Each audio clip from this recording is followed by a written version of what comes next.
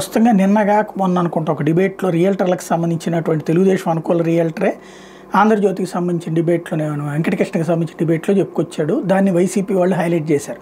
బాబు వచ్చాక real estate పెరుగుతుందనుకుంటే తగ్గింది కానీ పెరగలేదు అన్నటువంటి రియల్ ఎస్టేట్ వ్యాపారం అన్నటువంటిది బాగా తగ్గుదల కనిపిస్తుంది. తెలంగాణలోనేమో హైడ్రా ఇంపాక్ట్, ఆంధ్రాలోనేమో ఎక్కడ కొనాలి అన్నటువంటి అయోమయం, ప్లస్ దేశవ్యాప్తంగా ఆర్థిక పరంగా ఒక ఆందోళనకరమైన పరిస్థితుల్లో రూపాయి అన్నటువంటిది జాగ్రత్తగా చూసుకోవాల్సిన పరిస్థితులు వచ్చినాయి. అయితే రియల్టర్లకి ఇప్పుడు చంద్రబాబు ఒక బోనస్ ఇచ్చారు.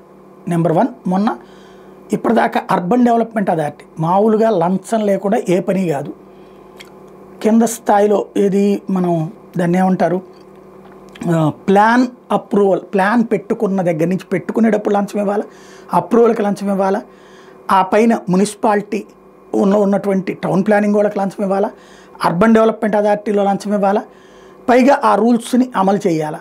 ఏదో ఒక్కరో తేడా వస్తే ఓకే, కానీ ఎక్కువ తేడా వచ్చిందంటే మళ్ళీ ఎవడో ఒకడు కంప్లైంట్. దాంతోపాటుగా లోకల్గా ఉన్నటువంటి చిన్న చితక వాళ్ళ దగ్గర నుంచి పొలిటీషియన్ల దాకా బెదిరింపులు, ప్రతి పనికి డబ్బులు వసూళ్లే, చివరికి అదొక రౌడీయిజం దందాలాగా మారిపోయినటువంటి రోజులు.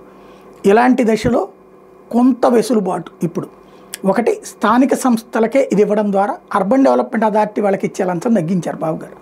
అట్లాగే ఇప్పుడు నాలా చట్టం రద్దు చేయడం ద్వారా వ్యవసాయ వాటిని కన్వర్ట్ చేయడానికి రెవెన్యూ వాళ్ళకి బోల్డ్ అంత ఖర్చు పెట్టుకోవాలి, అది ఇప్పుడు పరిష్కారం అయిపోయినట్టు. తద్వారా కీలకమైన అడుగులు వేస్తున్నారు.